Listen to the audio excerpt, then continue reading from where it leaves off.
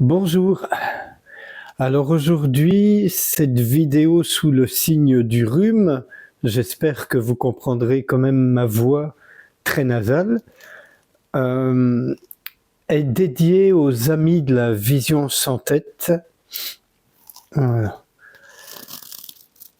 Il s'agit d'une lecture de certains extraits de ce livre absolument incroyable pour une spiritualité sans religion de Sam Harris aux éditions Almora.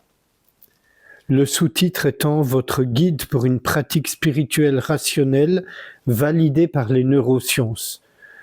Parce que Sam Harris, c'est un philosophe américain spécialisé dans les neurosciences, qui a écrit beaucoup de livres, qui fait énormément de débats avec des tas de gens très intéressants au demeurant, de toutes sortes. Voilà. Quelqu'un d'ouvert. Qui ne reste pas dans le petit entre-soi. Et donc ce livre magnifique est épuisé, mais José Leroy, l'éditeur des éditions Almora, va le rééditer. Quand? Je ne sais pas. Voilà. Et donc voici, alors j'avais choisi de faire une vidéo sur ce livre et José m'a suggéré, évidemment, puisque c'est pour les amis de la vision sans tête, le passage sur la vision sans tête, comme c'est bizarre. Voilà. Donc, je vous passe des extraits. Douglas Harding fut un architecte britannique qui, plus tard dans sa vie, devint célèbre dans les cercles New Age pour avoir ouvert une nouvelle porte sur l'expérience de l'absence du moi. Élevé chez les frères exclusifs de Plymouth, une secte très stricte de chrétiens fondamentalistes, Harding exprima de manière publique ses doutes avec une ferveur suffisante pour se retrouver excommunié pour apostasie. Il déménagea plus tard avec sa famille en Inde, où il passa des années, entreprenant un voyage vers la découverte du moi, voyage qui culmina en une vision qu'il décrivit comme étant l'état d'absence de tête. Je n'ai jamais rencontré Harding, mais après avoir lu ses livres, j'ai peu de doute quant au fait qu'il tentait d'introduire ses étudiants à la même compréhension que celle qui est la base de la pratique de Dzogchen. Harding fut conduit à cette vision après avoir vu un autoportrait du physicien et philosophe autrichien Ernst Mach, qui eut l'idée brillante de faire un dessin de lui-même tel qu'il apparaissait à partir du point de vue de la première personne. Si, par exemple, je suis allongé sur un canapé et ferme l'œil droit, l'image représentée par l'illustration suivante s'offrira à mon œil gauche. Dans le cadre formé par le bord de mon sourcil, par mon nez et par ma moustache, apparaît une partie de mon corps, la seule qui me soit visible, et son environnement. Je vous passe le reste.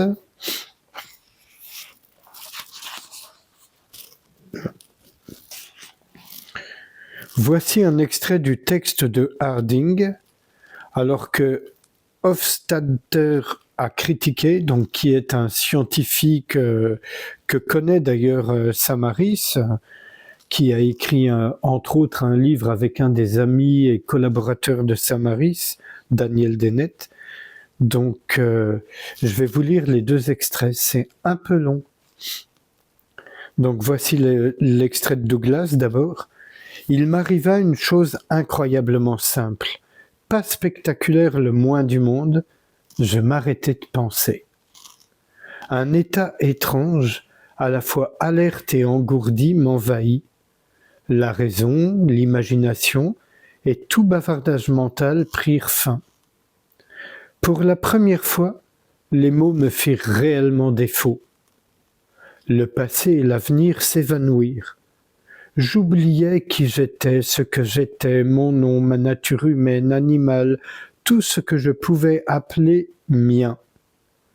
C'était comme si à cet instant je venais de naître, flambant neuf, sans pensée, pur de tout souvenir. Seul existait le maintenant.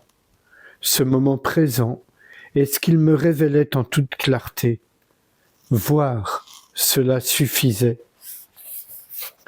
Et voir quoi?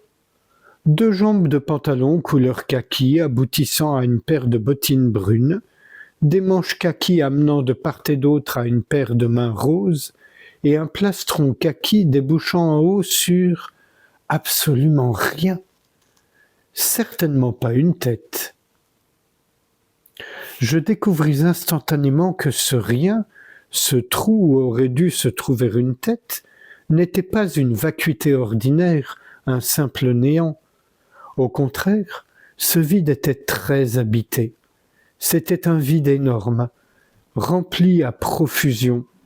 Un vide qui faisait place à tout, au gazon, aux arbres, aux lointaines collines ombragées, et bien au-delà d'elles, aux cimes enneigées semblables à une rangée de nuages anguleux parcourant le bleu du ciel.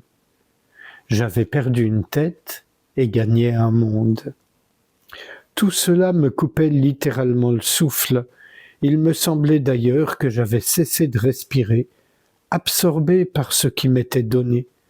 Ce paysage superbe, intensément rayonnant dans la clarté de l'air, solitaire et sans soutien, mystérieusement suspendu dans le vide, et, en cela résidait le vrai miracle, la merveille et le ravissement, totalement exempt de moi, indépendant de tout observateur.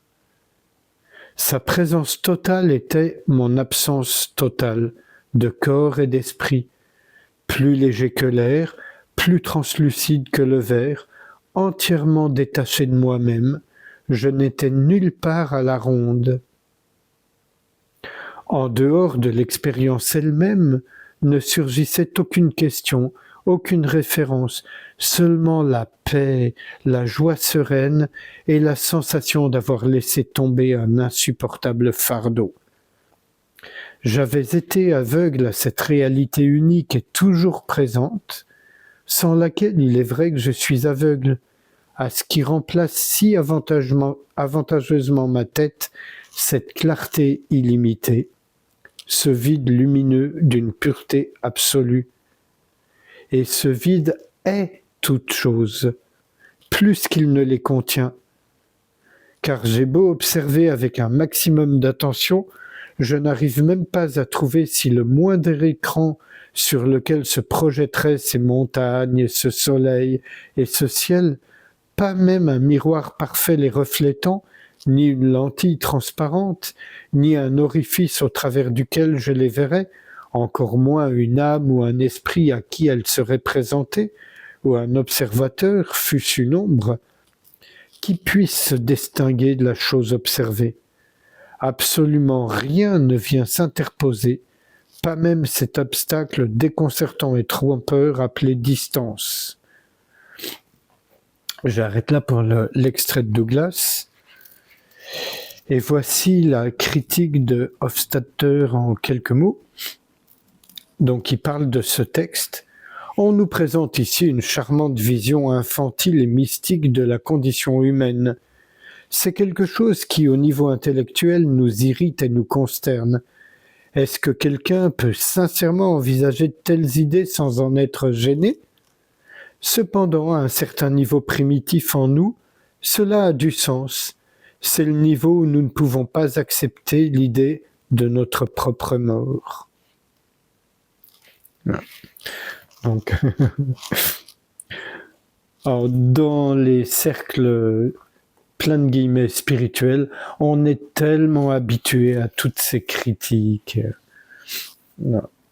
Moi-même, dans mes commentaires, régulièrement, je reçois des gens qui disent que ceci ne se peut pas, et la psychanalyse ceci, et la psychiatrie cela, et la Vivez l'expérience, s'il vous plaît.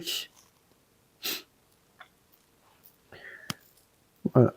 Maintenant, un texte de Sam Harris. Recherchez votre tête.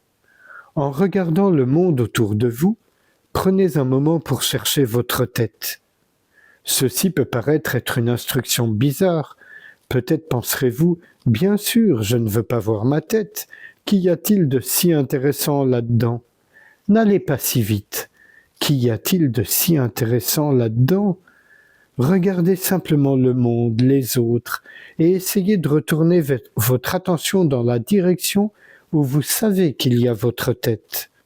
Par exemple, si vous avez une conversation avec une autre personne, voyez si vous pouvez laisser votre attention voyager dans la direction indiquée par son regard. Elle est en train de regarder votre visage, et vous ne pouvez pas voir votre visage. Le seul visage présent de votre point de vue, c'est celui de l'autre personne. Vous cherchez vous-même de cette manière, peut amener un soudain changement de perspective du genre de celui décrit par Harding. Certaines personnes trouvent qu'il est plus facile de déclencher ce basculement d'une manière légèrement différente. Pendant que vous regardez le monde, imaginez simplement que vous n'avez pas de tête. Quelle que soit la méthode que vous choisissez, ne vous battez pas avec cet exercice. Il ne s'agit pas d'aller profondément en vous ou de produire une expérience extraordinaire. La vision de l'état sans tête est directement à la surface de la conscience et elle peut être saisie au moment même où vous tentez de renverser la conscience. Prêtez attention à la manière dont le monde apparaît au premier instant, non après un effort prolongé. Soit vous le voyez immédiatement, soit vous ne le voyez pas du tout. Et la vision de la conscience ouverte qui en résulte ne durera qu'un instant ou deux avant que les pensées n'interviennent. Répétez simplement cette façon de voir, encore et encore, d'une manière aussi détendue que possible, en vaquant à vos occupations dans la journée.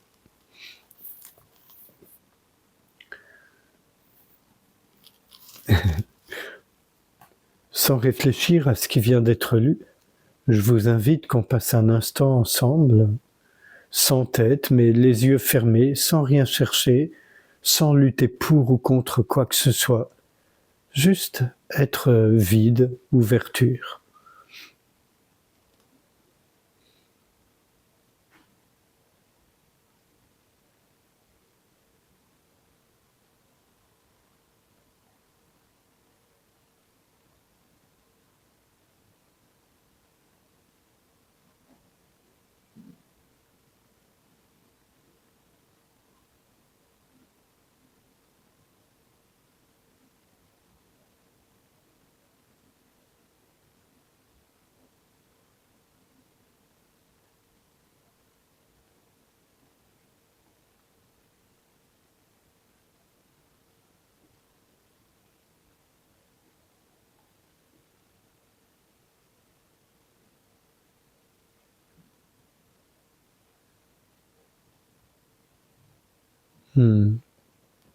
Je vous remercie. À bientôt.